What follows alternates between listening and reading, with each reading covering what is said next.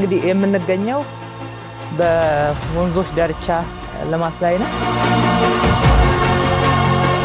ምናልባትም በአፍሪካ አሉ ከሚባሉ ፓርኮች ውስጥ አንዱ ሰዎች ሊጎበኙት የሚመጡበት ሊያዩት የሚጓጉት ቦታ አድርገን ነው እየሰራን ያለነው።